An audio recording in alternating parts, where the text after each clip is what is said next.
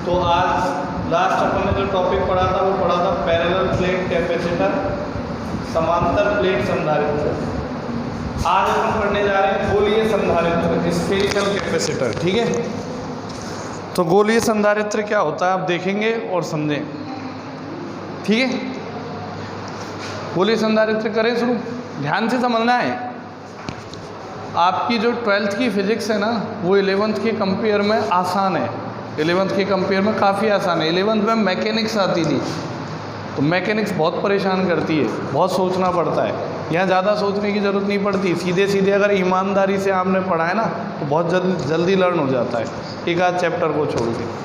अब आप ही कंसिस्टेंसी खो देते हो, आप ही निरंतरता अपनी चेंज कर देते हो, रेगुलर नहीं पढ़ते हो, तो वो तो फिर 12th की क्या, फिर तो 10th की साइंस भी कठिन ही लगेगी।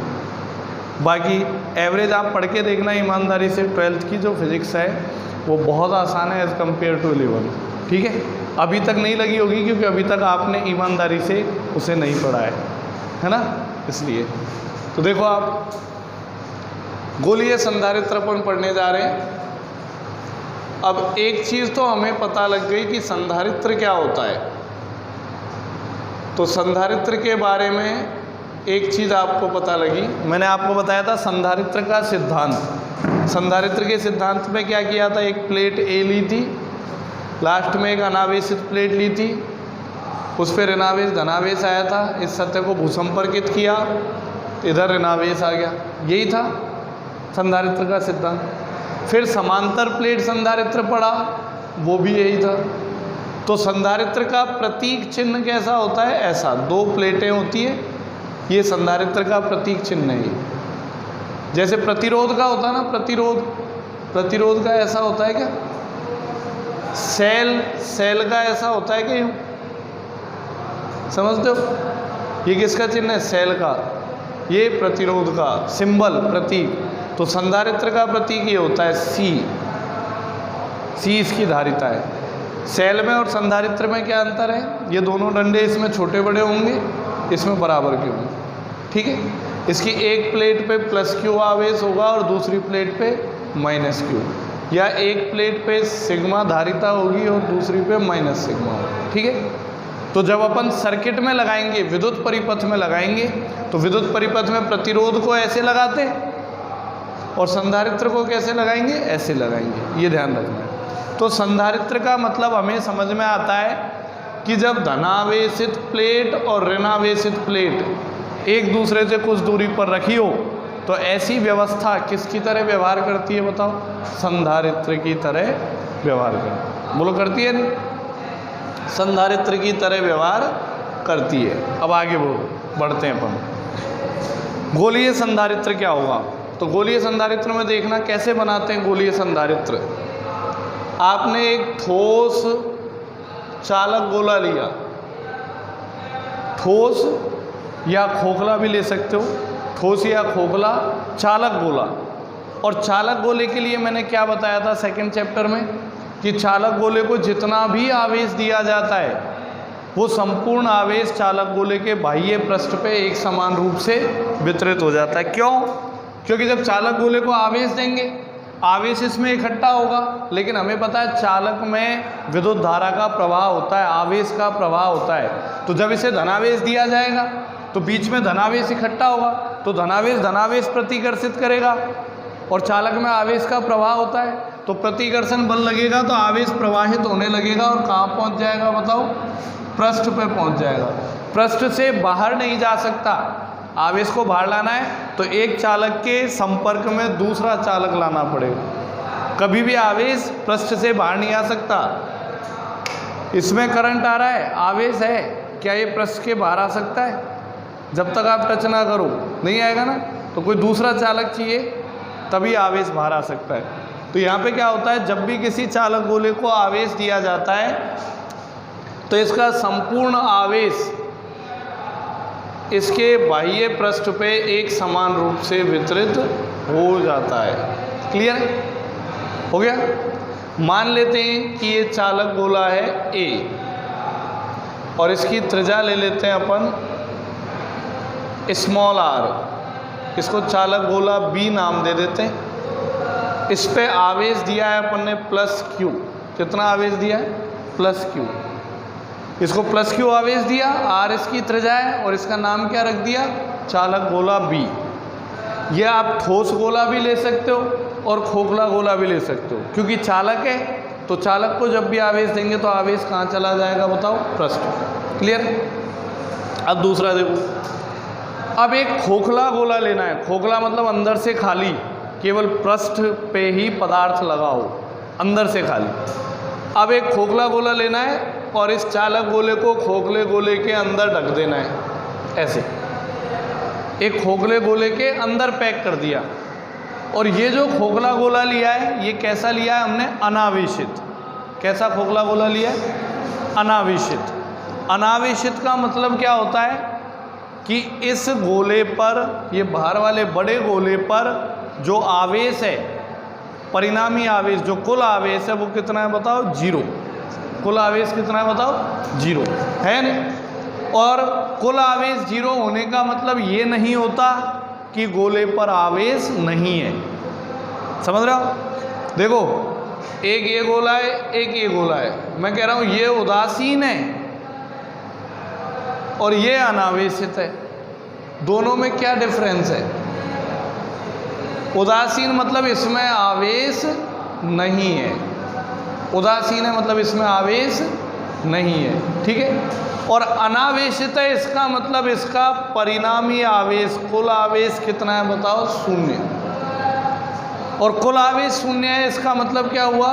जितना धनावेश है उतना ही ऋणावेश। क्लियर है? एक तो न्यूट्रल बॉडी होती है, न्यूट्रल, उदासीन। उदासीन में तो आवेश होता ही नहीं। और एक वर्ड आता है अनावेशित।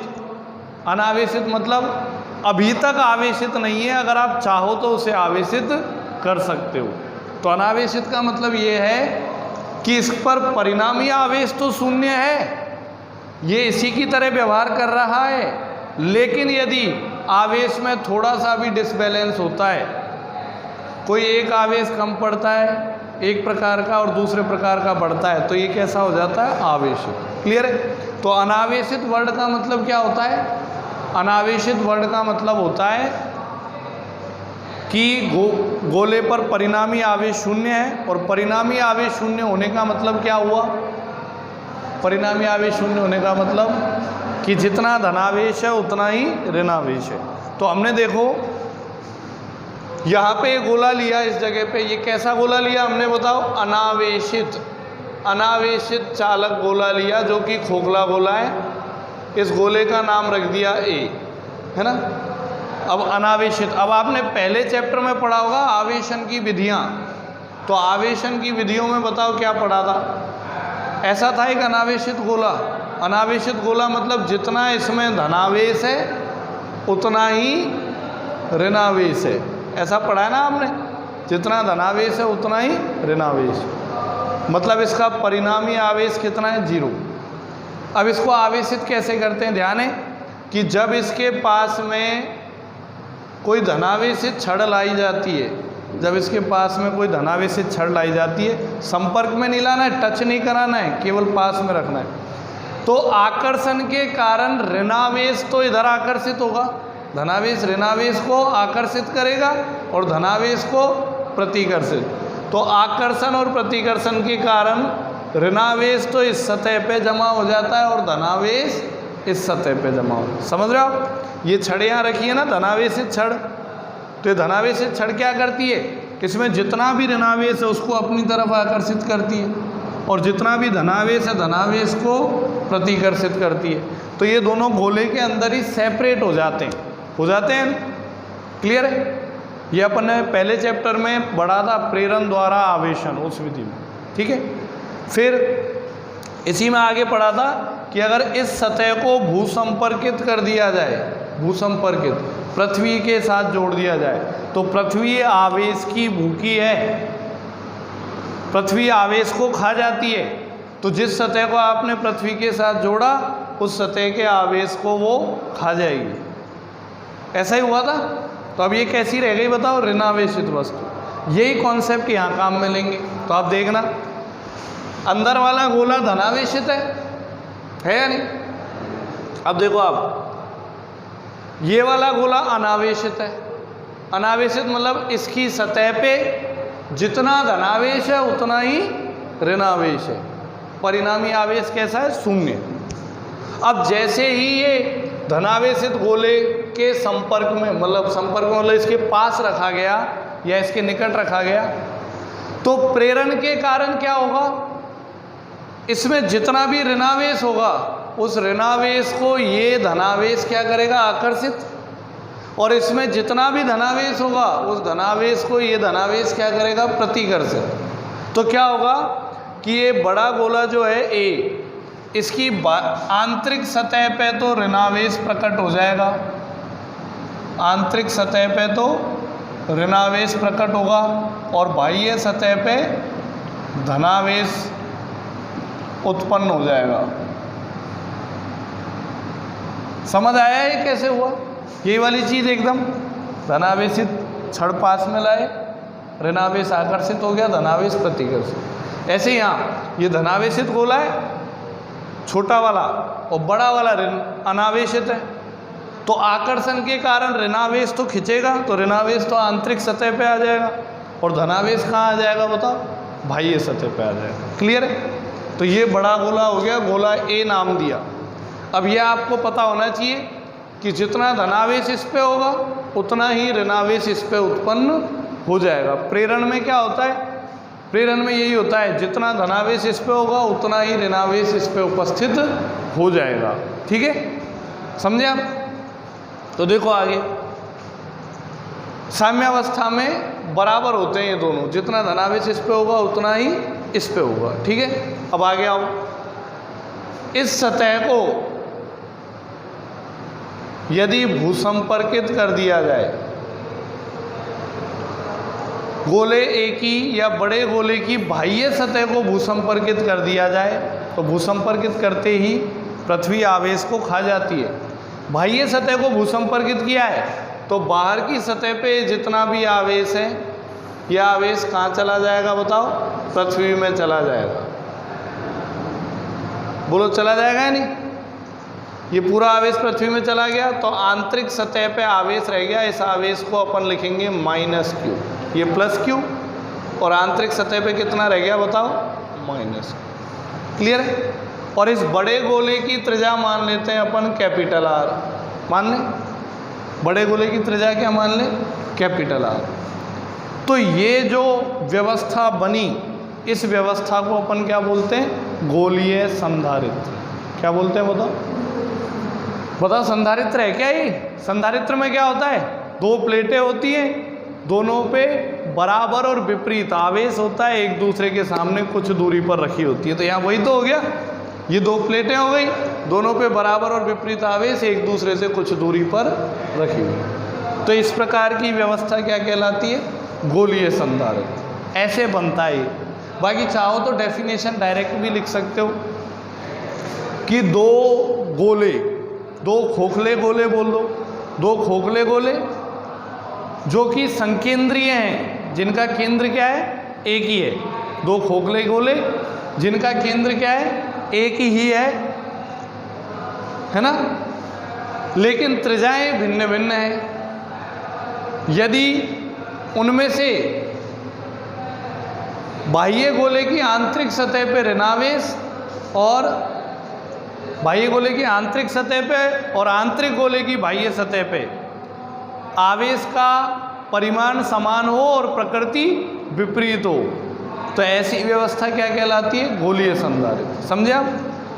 ऐसे दो चालक खोखले गोले जो कि संकेंद्रीय हैं और बाह्य गोले की आंतरिक सतह पे और आंतरिक गोले की बाह्य सतह पे आवेश का परिमाण समान है और प्रकृति भिन्न है, तो इस प्रकार की व्यवस्था क्या कहलाएगी? गोलीय संधारित्र। या दूसरे शब्दों में बेटर तरीके से समझाओ तो ये समझा सकते हो आप कि एक चालक गोला लिया B, या ऐसे ले लो एक छोटा चालक गोला लिया, उसको धनावेशित किया, और जब इसे खोखले चालक गोले के अंदर रखा गया, खोखले अनावेशित चालक गोले के अंदर रखा गया, तो प्रेरण के कारण खोखले गोले की आंतरिक सतह पर ऋणावेश आया, बाह्य सतह पर धनावेश आया, और बाह्य सतह को भूसंपर्कित कर दिया, तो उसके बाद आंतरिक सतह पर ऋणावेश रह गया।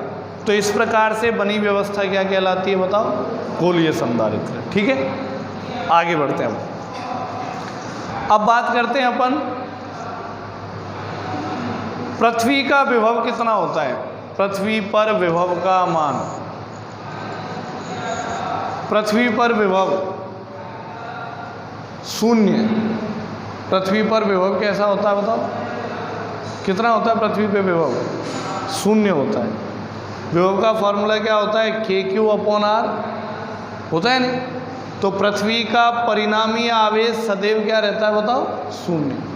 पृथ्वी का परिणामी आवेश, कभी ऐसा होता है पृथ्वी में कोई आवेश है, कभी झटका लगा आपको पृथ्वी से? नहीं, आवेश तो है, वो अनावेशित है। अनावेशित मतलब जितना धनावेश है उतना ही ऋणावेश है। तो मतलब कुल आवेश तो शून्य है, और कुल आवेश शून्य है तो विभव भी क्या होगा बताओ? शून्य। आपको ये ध्यान रखना है, 1 नंबर में पूछ सकते हैं एग्जाम में, पृथ्वी का विभव कितना होता है बताओ? शून्य। क्लियर है? तो जब पृथ्वी का विभव शून्य होगा तो पृथ्वी के संपर्क में क्या है? ये गोला, ये जो गोला है इसकी बाह्य सतह पृथ्वी के संपर्क में, मतलब गोले एक ही सतह पृथ्वी के संपर्क में, तो पृथ्वी का विभव शून्य है, तो इस गोले का विभव भी क्या होगा? शून्य। कारण क्या है? कारण क्या है कि पृथ्वी जो है वो सभी आवेशों को क्या करती है? खा जाती है। इसको भी तो अनावेशित कर दिया, तो शून्य कर दिया। या ऐसे मान लो कि पृथ्वी बड़े आकार की है, उसका विभव शून्य है, और उसके संपर्क में कोई छोटे आकार की चालक वस्तु लाएं, है ना, तो क्या उसके आवेश से पृथ्वी के विभव पर कोई परिवर्तन आ सकता है क्या? लेकिन पृथ्वी के विभव से उस पर तो परिवर्तन आ सकता है। केमिस्ट्री में पढ़े हैं आपने वो मिश्रण, विलेय और विलायक है? तो एक ड्रम पानी में 2-4 चीनी के दाने डाल दो तो क्या मिठास आएगी क्या? नहीं आएगी। तो इतनी बड़ी पृथ्वी का विभव शून्य है, अगर उसमें से एक चालक गोले को उसके संपर्क में ले आए तो कुछ फर्क पड़ेगा विभव पे? नहीं पड़ेगा। ऐसे बोलते ना, समुद्र में से एक लोटा पानी निकाल दें तो समुद्र के पानी में कोई फर्क पड़ेगा? नहीं पड़ेगा। समझते हो ना? कोई दिक्कत? मतलब नगण्य हो गया, उसकी तुलना में नगण्य हो गया। ठीक है, तो होगा क्या कि जब दोनों संपर्क में रहेंगे, एक तो गोला और एक पृथ्वी, जब दोनों संपर्क में रहेंगे तो किसका प्रभाव ज़्यादा होगा? पृथ्वी का प्रभाव ज़्यादा होगा। पृथ्वी का आकार क्या है? बड़ा है। ठीक है, तो पृथ्वी का विभव शून्य होता है, तो गोला जब उसके संपर्क में आएगा तो गोले के आवेश को भी वो खा जाएगी, तो गोले का विभव भी क्या हो जाएगा बताओ? शून्य। समझा? तो गोला ए पृथ्वी के संपर्क में, तो गोले ए पर विभव कितना हो गया? शून्य। क्लियर है? तो देखो आप, मैं बात करूं चालक गोले ए, गोले ए के पृष्ठ पर विभव, गोले ए के पृष्ठ पर विभव, पृष्ठ पर विभव, विभव, तो ये कितना हो जाएगा बताओ? V = 0 या VA = 0। खत्म। गोले ए के पृष्ठ पे विभव कितना रहेगा बताओ? कारण क्या है? क्योंकि पृथ्वी का विभव शून्य है और ये पृथ्वी के संगत में है, मतलब पृथ्वी के टच में है, तो संगत का असर तो पड़ता है। ठीक है, तो इसका विभव हो गया शून्य। अब बात करते हैं गोले बी की सतह पर विभव, गोले बी के पृष्ठ पर विभव, गोले बी के पृष्ठ पर विभव। अब ये ज्ञात करने के लिए आपको तीसरा चैप्टर याद होना चाहिए। तीसरे चैप्टर में डेरिवेशन कराएं चालक गोले के बाहर, उसके पृष्ठ पर और उसके अंदर विभव, और अचालक गोले के बाहर, पृष्ठ पर और अंदर विभव, वो फॉर्मूले याद होने चाहिए। तो मैं यहाँ दिखाऊं, देखो कोई भी चालक गोला, हमने यहाँ चालक गोले लिए, कोई भी चालक गोला है, चालक गोले के बाहर r दूरी पर, बाहर विभव का, जैसे इस पे आवेश q है, तो चालक गोले के बाहर r दूरी पर विभव का फॉर्मूला होता है KQ/R। क्या होता है? KQ/R। और अगर पृष्ठ पे आ जाए या पृष्ठ पे इस बिंदु पे, तो इसमें क्या होता है, ये त्रिज्या के बराबर हो जाती है दूरी, हो जाती है नहीं, तो यहाँ पे स्मॉल आर की जगह क्या लिख देते हैं, कैपिटल आर। सही है। बात करें अंदर किसी बिंदु पर लें, कहीं भी किसी भी बिंदु पर, तो चालक गोले के अंदर जो विभव होता है ना, वो विभव इतना ही होता है जितना पृष्ठ पर है।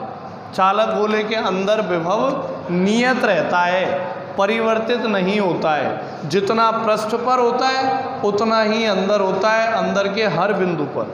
ये चैप्टर 3 में बताया गया है, पूरे डेरिवेशन के साथ समझाया गया है ना।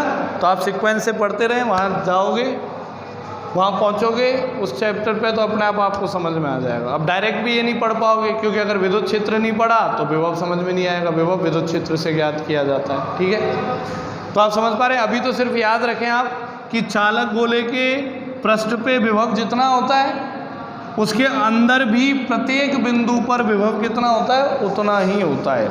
वहाँ मैंने आपको सिद्ध करके बताया था। तो अब देखो, बात करते हैं गोले बी पर विभव। तो गोले बी पर विभव किसके कारण होगा। अब गोला बी तो पृथ्वी के संपर्क में नहीं है, गोला बी पृथ्वी के संपर्क में नहीं है, तो इसका विभव तो शून्य हो नहीं सकता। तो फिर गोले बी पर विभव कितना होगा, तो देखना, गोले बी पर विभव वी बी। अब समझना, पहले तो गोले बी पर विभव होगा खुद स्वयं के कारण, स्वयं पे आवेश है प्लस क्यू, और इसकी त्रिज्या कितनी है, स्मॉल आर। स्वयं पे आवेश है प्लस क्यू और त्रिज्या कितनी है, स्मॉल आर। तो मैंने क्या बताया कि गोले के पृष्ठ पे विभव कितना होता है, के क्यू बटे आर। के क्यू क्या है, गोले पे आवेश, और आर क्या है, उसकी त्रिज्या। तो बताओ, गोले बी पर स्वयं खुद के कारण विभव कितना आएगा, के, इस पे आवेश कितना है, क्यू, और इसकी त्रिज्या कितनी है, स्मॉल आर। सही है, बोलो कोई डाउट। अब देखो आगे, गोले बी पर खुद की सतह पर उपस्थित धनावेश के कारण विभव होगा इतना, लेकिन यहाँ इस गोले के पास में ऋणावेश भी उपस्थित है, तो इस ऋणावेश के कारण भी इस बिंदु पर कुछ ना कुछ विभव होगा। विभव कैसे ज्ञात करेंगे, देखो, जैसे इस बिंदु पर आपको विभव ज्ञात करना है। अब मैं कह रहा हूं कि यहाँ एक आवेश उपस्थित है Q R दूरी पर, तो कितना विभव हो गया इस बिंदु पर, KQ बटे R। मैं बोलूँ कि एक और आवेश उपस्थित है यहाँ Q डैश R डैश दूरी पर, तो अब कितना विभव हो गया कि पहले आवेश के कारण ये और दूसरे आवेश के कारण क्या हो गया, KQ डैश बटे, विभव अदिश राशि है तो कुल निकालेंगे तो दोनों विभव जुड़ जाएंगे।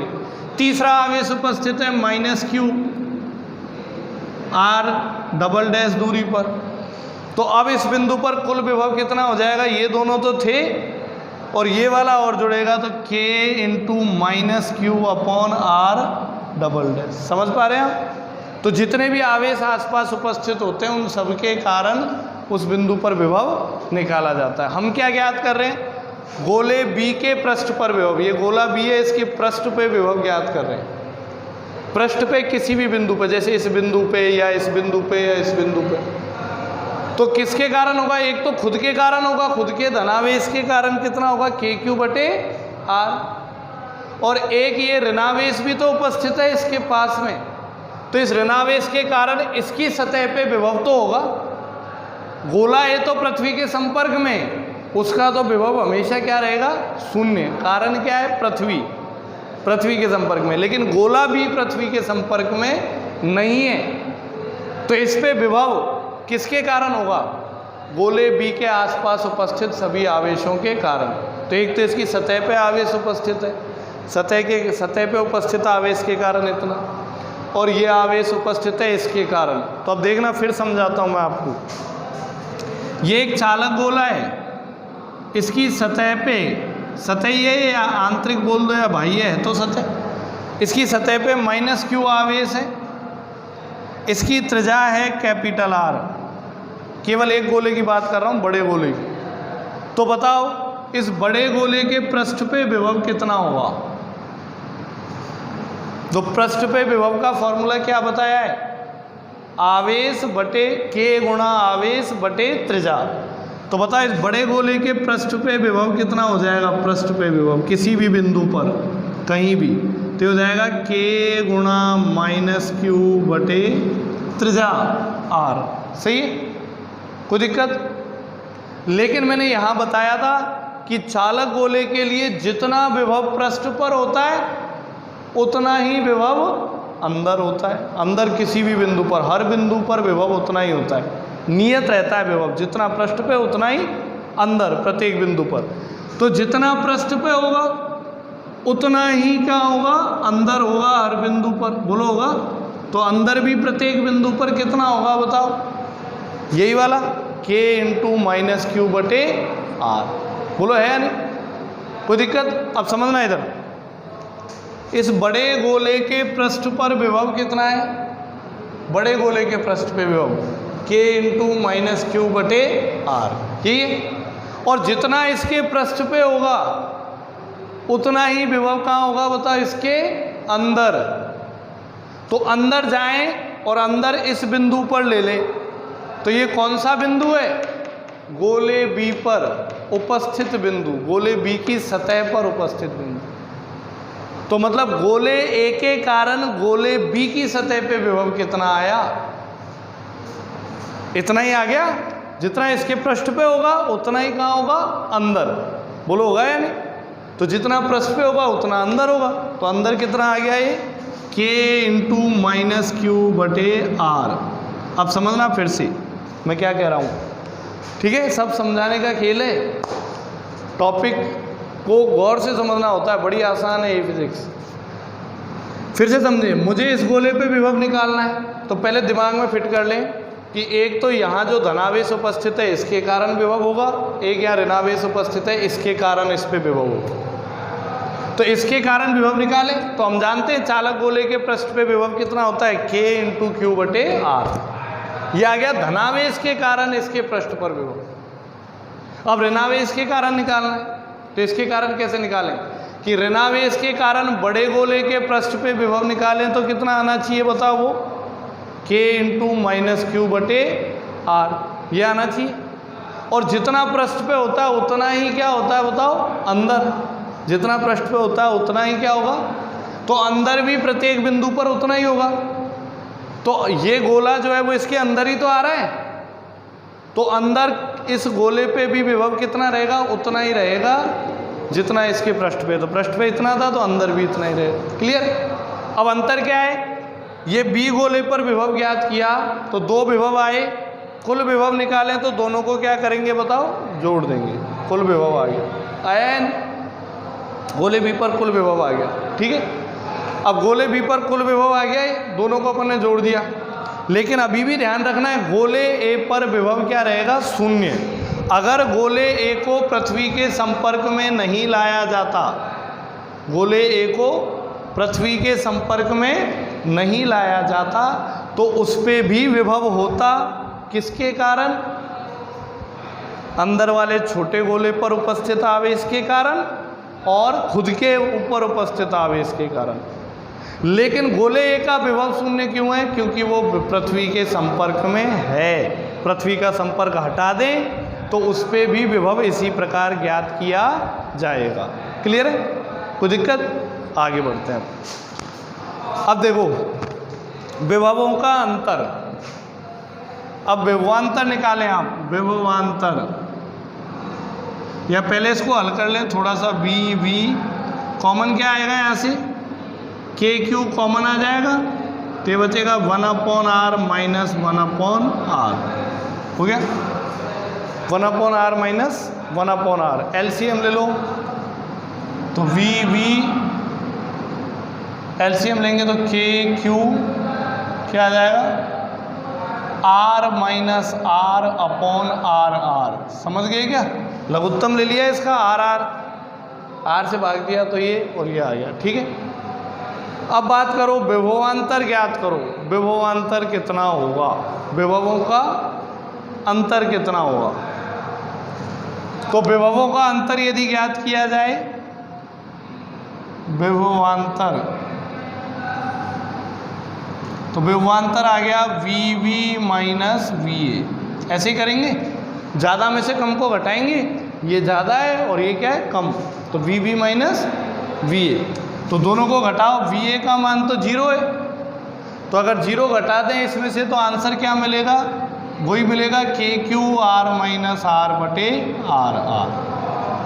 ये आ गया आपके पास विभवांतर V से व्यक्त कर दिया।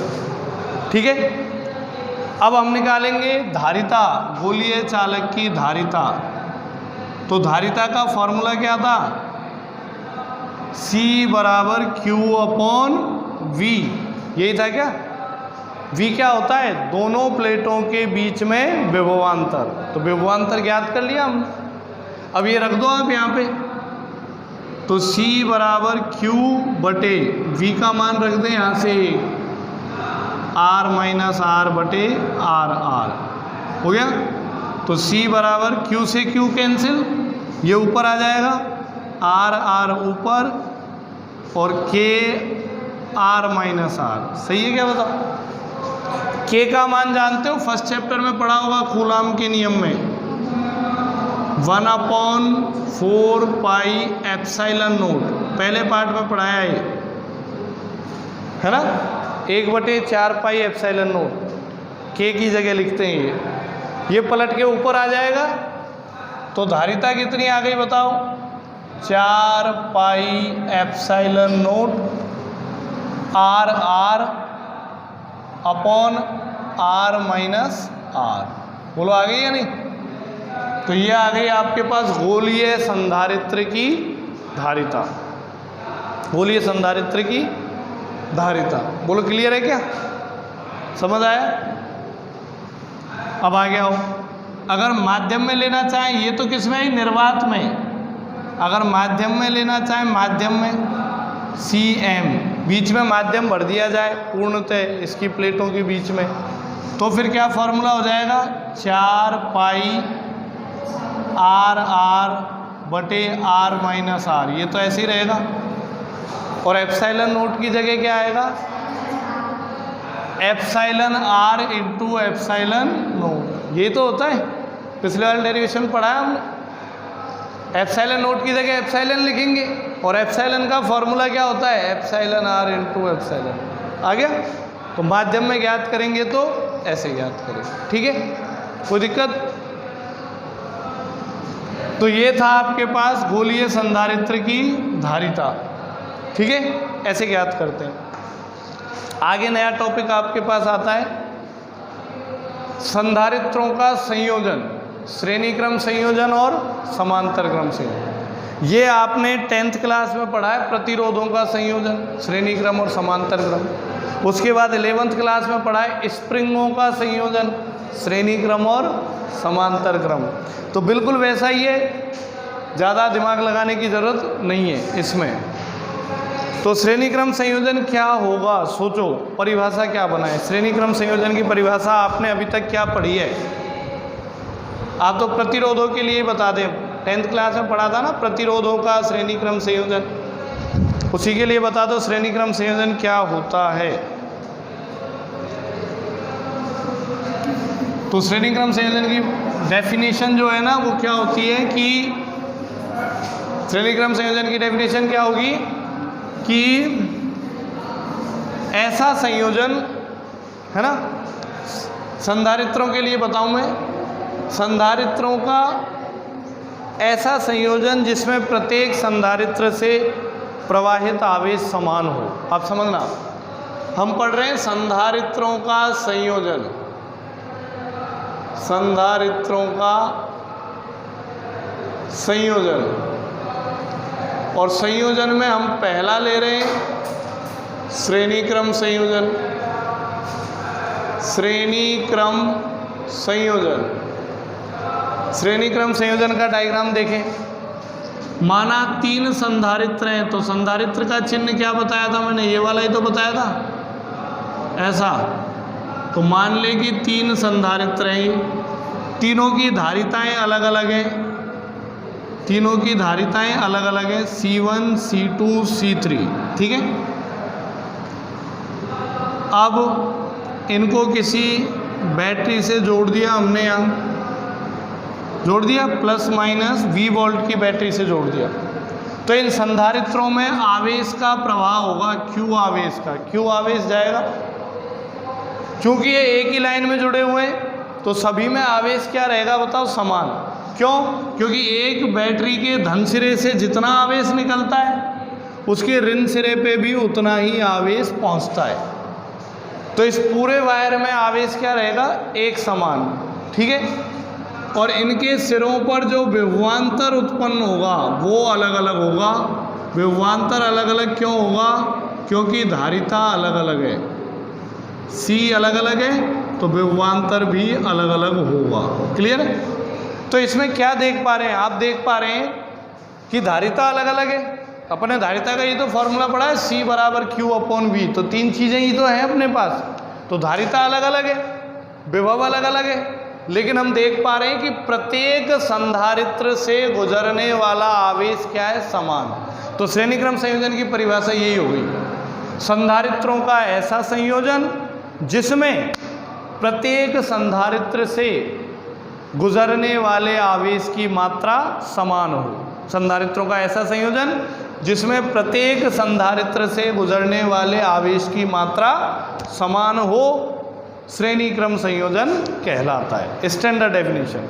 आपको वो डेफिनेशन नहीं बतानी है कि वो पहले संधारित्र का अंतिम सिरा दूसरे संधारित्र के पहले सिरे से जुड़ा हो, दूसरे का अंतिम सिरा तीसरे के पहले सिरे से, है ना। अब आप बड़ी क्लास में आगे स्टैंडर्ड मेंटेन करें, है ना। तो क्या लिखेंगे? ऐसा संयोजन जिसमें प्रत्येक संधारित्र से गुजरने वाले आवेश की मात्रा समान हो, श्रेणी क्रम संयोजन कहलाता है। अब श्रेणी क्रम संयोजन में तुल्य धारिता ज्ञात करते हैं। तुल्य धारिता क्या होगी कि यहाँ पे तीन संधारित्र लगे हुए हैं, ये तीनों संधारित्र जो काम कर रहे हैं, अगर इनको हटाकर इनकी जगह पे कोई एक ही संधारित्र लगाया जाए तो वो भी वही काम कर दे जो ये तीनों मिलके कर रहे थे, तो वो अकेला संधारित्र इन तीनों के क्या हो जाएगा, तुल्य। वो अकेला संधारित्र इन तीनों के क्या हो जाएगा, समझ में आए? तो तुल्य धारिता ज्ञात करते हैं। कैसे करेंगे, तरीका देखना आप। पहले संधारित्र के लिए या फॉर्मूला पढ़ा है हमने, Q बराबर CV पढ़ा है ना, Q बराबर CV, या फिर V बराबर Q/C, ऐसे लिख सकते हैं क्या? चैप्टर की शुरुआत इसी से तो है, फॉर्मूले से। तो V बराबर Q/C। अब बताओ, पहले संधारित्र के लिए लिखो, तो पहले संधारित्र के लिए विभव V1, धारिता C1 और आवेश क्या रहेगा, Q। तो V1 बराबर Q/C1। दूसरे के लिए लिखें तो V2 बराबर Q/, और तीसरे के लिए लिखें तो V3 बराबर Q/। और कुल विभव निकालें, कुल विभव।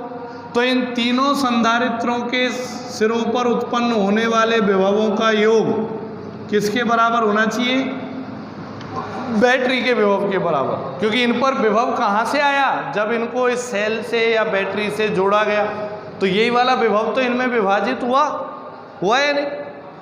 तो ये कुल विभव होगा, तीनों विभवों का योग इसके बराबर, ठीक है। तो फॉर्मूला लगाओ, V बराबर V1 का फॉर्मूला ये रख देंगे Q/C1, Q/C2 और Q/C3, सही है।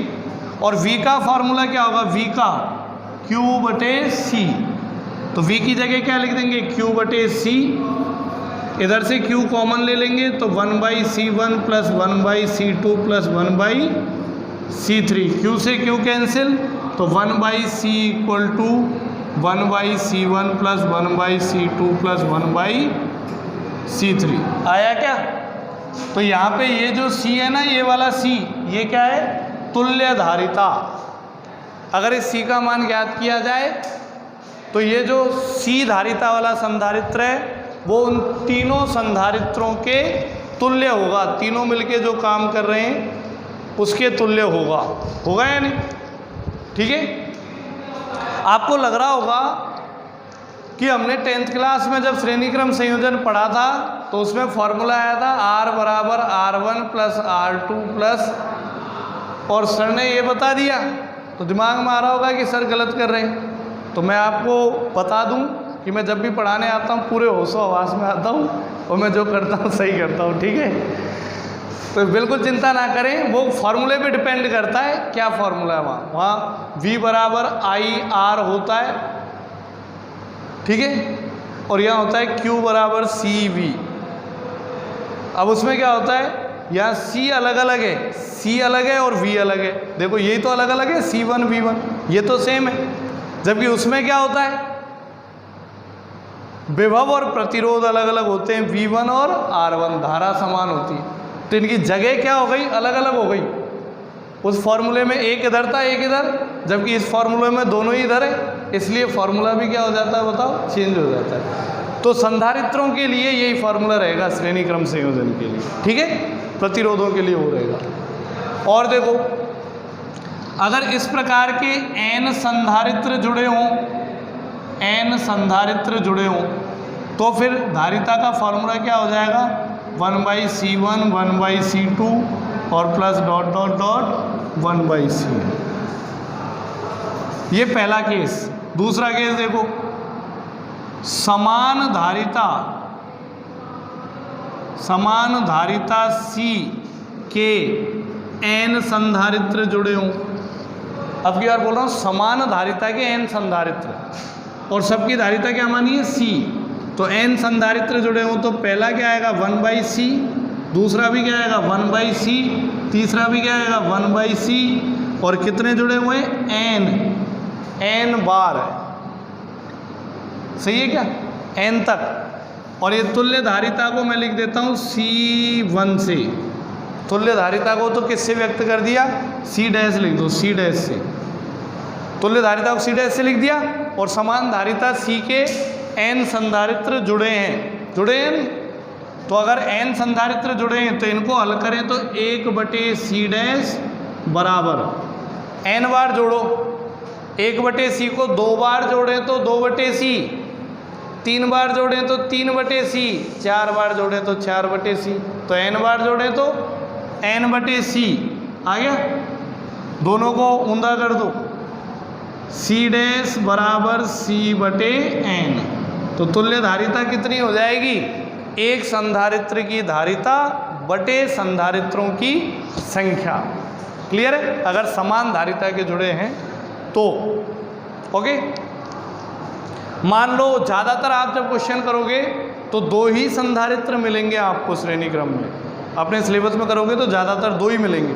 तो 2 के लिए डायरेक्ट फार्मूला बना सकते हो, यही फार्मूला है, 2 के लिए बनाओ इसको, 1/C बराबर 1/C1 प्लस 1/C2, लघुत्तम ले लो, इधर कितना आएगा C1 C2, C2 plus C1 और 1/C, उल्टा कर दो तो C कितना आ जाएगा, C1 C2 upon C1 plus C2। ये 2 के लिए आप ये फार्मूला यूज़ लें। क्यों लें, इसमें कैलकुलेशन करनी पड़ती है, इसमें मान रखने के बाद इसमें भी कैलकुलेशन करनी पड़ेगी, लेकिन जल्दी हो जाएगी।